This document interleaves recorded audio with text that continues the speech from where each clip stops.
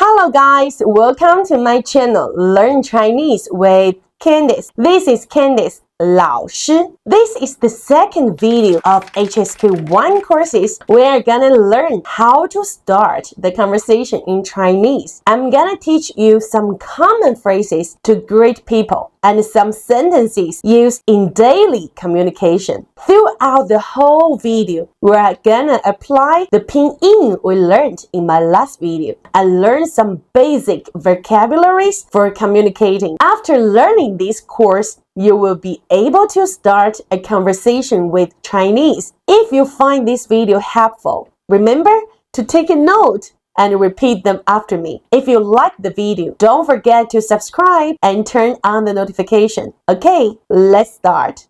The first word to greet people in Chinese is the same as how we say it in English, hello. However, hello in Chinese can be expressed in at least 3 different ways depending on the situation. When you meet a person who is about the same age as you or younger than you, you can say 你好, 你好. Remember the tone sign rule which we taught in last video. Third tone plus the third tone. The first one gonna be pronounced as second tone. So we pronounce it as 你好. Follow me. 你好.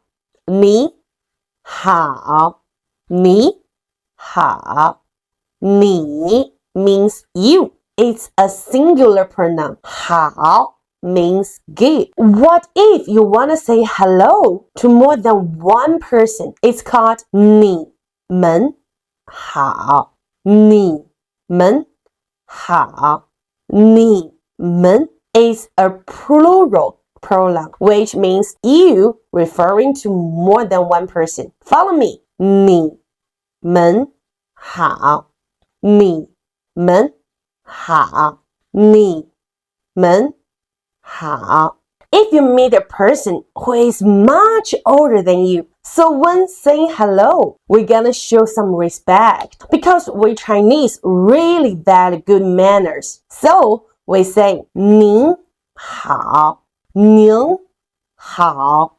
您 also means you, but it's a much more polite way to say you. Follow me. 您好, 您好. 您好. If we accidentally hurt other people, we need to apologize. So we're gonna say, I'm sorry. It's called 对不起 in Chinese. Follow me. 对不起 对不起 对不起. What if someone else apologizes to us? We need to say, that's okay. It's called 没关系. Follow me. 没关系. 没关系. 没关系.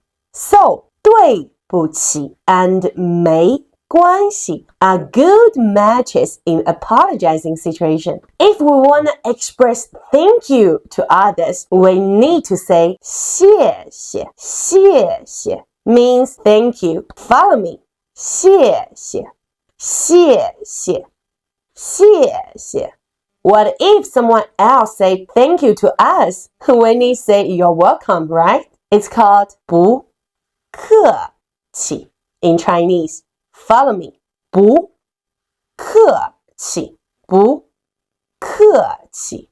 不客气. So, 谢谢 and 不客气 are good matches in thank you situation. If we want to say goodbye to others, we can say 再见. Follow me. 再见.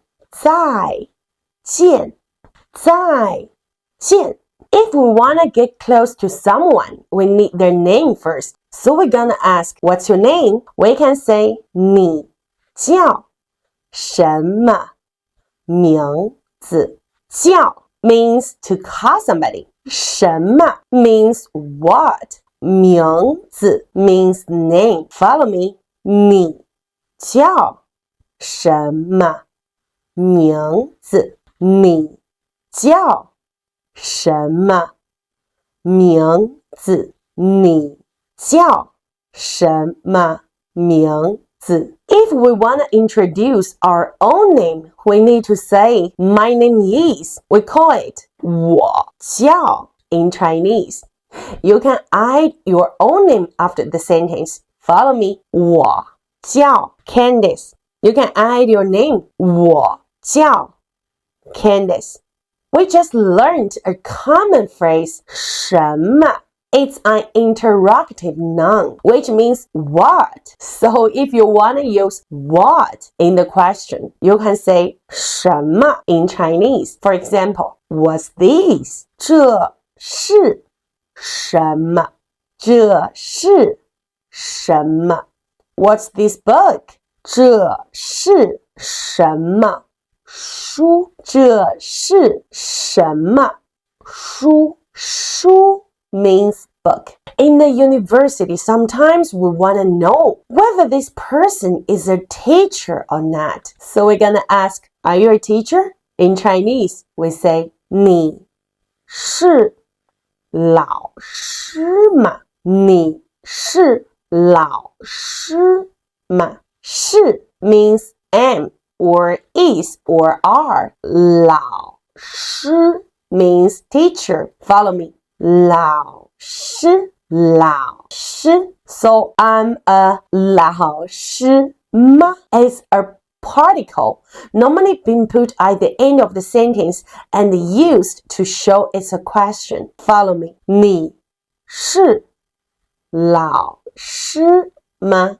你是老师吗？ If the person you asked is a student, not a teacher, so this person gonna say, I'm not. 我不是老师。不是 means not. Follow me. 我不是老师。我不是老师。Then this person may introduce his identity to you saying, I'm a student. 我是学生。学生 means student. Follow me. 我是学生。我是学生。Nowadays, Chinese are everywhere around the world. If you want to confirm whether this Asian you meet in foreign country is a Chinese, you can ask, are you Chinese? 你是中国人吗？你是中国人吗？中国人 means Chinese. The particle 嘛 indicates an interrogative mood. When 嘛 is added at the end of a declarative sentence, the declarative sentence turns into a question. Now I'm gonna introduce the tone Sandai rule of bu. When bu is followed by a syllable in the first, second, or third tone, its tone doesn't change. Pronounce as bu. When bu is followed by a syllable in the fourth tone, it changes into the second tone, bu. When yu or a final beginning with yu follows, ji, qi, shu follows, ji, qi, xi. The two dots on the top of yu should be removed. For example, zhu, chu, shu. However, if the initial is la or na, the two dots are not removed. Congratulations, guys! We have already learned sentences and vocabularies which can be used to begin a conversation with Chinese. And we also learned the use of 是, 不是, ma, the tone Sandai of bu, and the pinyin rule of yu. You can share the video with your friends who are interested in learning Chinese. And you are also welcome to give your suggestions about the video down below the comment. Don't forget to subscribe and turn on the notification. See you guys in my next video.